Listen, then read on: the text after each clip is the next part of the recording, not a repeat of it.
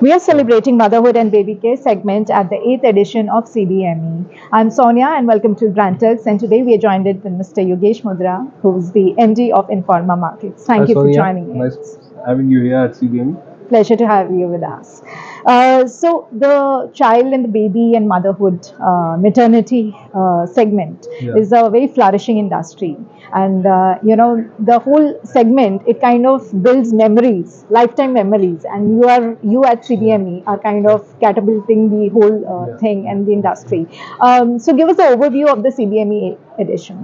So Cbme as a show has been launched quite a few years back. We launched it, and unfortunately, the last one we did was in 2019. We are coming back now after 5 years. I think there was a bit of a lull in this segment. If you speak to the key leading players also, the depth something. But now the way it's come back very strong. So there's a Okay. big demand for us to bring back this show.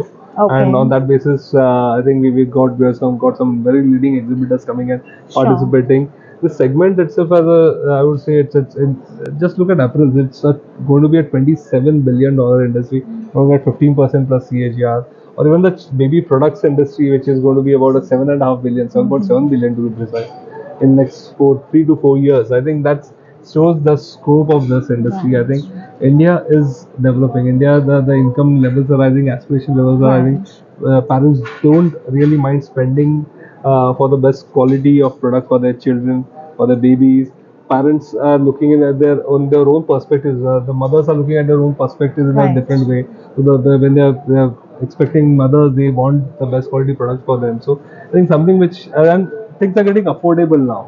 It's beginning more affordable. Like maybe what products were at a particular X price point at 5 years back, they're much cheaper now in this market available because there's much more wider range of manufacture, and manufacturing has started happening in India. Right. So much of it was happening outside of India, but now so much happening in India. So I think this is going to, as I say, it's still the tip of an iceberg. This is going to grow. Right. And which country has more babies than India every year? Exactly. So I think something which is there. Yeah, So we yeah. thought let's have to get back CBME this year and create this sort of as Informa, we always played a catalyzing position for every sector. So we want to Right. be a catalyst to see how the sector can grow further. Wonderful. So those were the humongous numbers you shared. Yeah. So what is the kind of government support and for the startup companies in the space? So in this space, I would say currently it's just an MSME segment which is there. Most of them. There are few leading players who are there. Like if you see the leading players are which you can count on fingertips, say Johnson and Johnson, Nestle, or a P&G, or even the Indian company Himalaya. They are the large format, but most of them are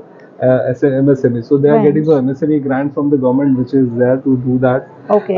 Something which is there, but there are no particular export incentive. But I think the government is considering export incentives, looking at export potential from India. Right. So when I'm speaking to some of the manufacturers, that is something which is being talked about, and something which we would see in the near term. Right. So what are the challenges and the hurdles? Challenges and hurdles are definitely there are certain segments which are still not considered to be right for I would say promotion, like baby food currently, which is there, which could probably we have some, as we still believe in our own authentic ways, Indian ways of giving baby food. But there are really good. I think that the world has developed a lot of good baby food, which should be allowed to be reaching out to the audience. And if you can't market it, how you can make it more wider use. So I think something which can be considered. Second thing definitely will be some regulations. Like if I look at any other country, there is all developed countries have regulations on stringent laws. Maybe take for example baby sits for a car. It's a mandatory thing because there are so many single mothers, single parents who are driving the car. Baby sit has to mandatory, but we don't have that. People are not aware, so there is an awareness of the products which has to also increase. So these are something which are challenges.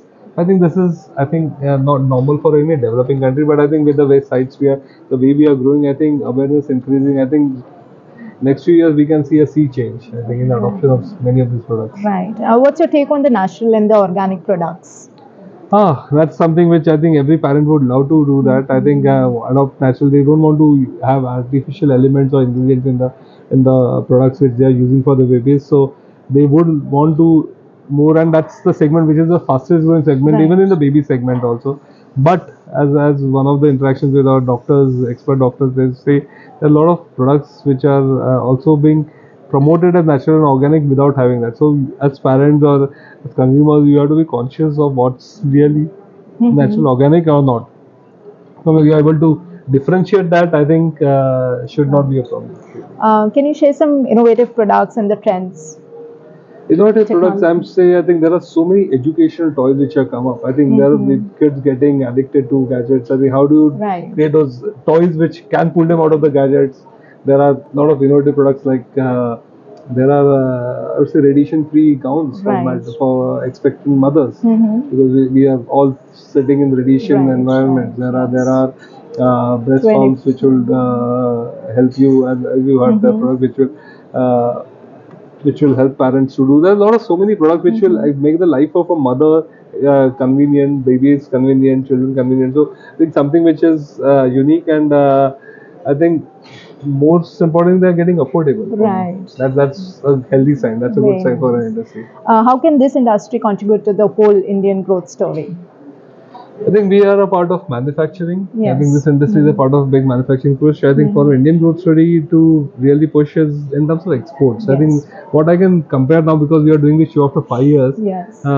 What percentage of exhibitors are manufacturing in India? I think that has definitely gone up drastically. Right. So many of them are Indian manufacturers. So manufacturing happening of India, they are targeting international buyers. Sure. They are targeting exports. So I think that's a very good sign. So that's how we this industry can contribute to the growth story of India.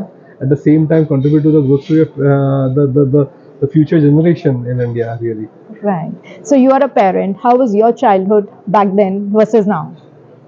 My childhood has been as normal as any. So I think being playing with all without we didn't have gadgets, so it was Right. pretty lively with friends and with all the toys what Outdoor you get, all outdoor activities. activities. I think pretty much that. So when I see my kids now into gadgets, it really pains hurts you as they.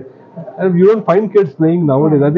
I think it's all as parents we have probably grown up that way, putting them so much into the competition. Like we didn't do that. We had the privilege of enjoying our life, but now the kids are into so much into competition, Right. so many different classes, activities. I think which is something which is not a healthy sign for our kids because they need to be out there getting Stars the and stars. Everything. I think yeah. they have to have their own set of failures. I would say they should not always be in that protective environment that everything is successful. So Sure.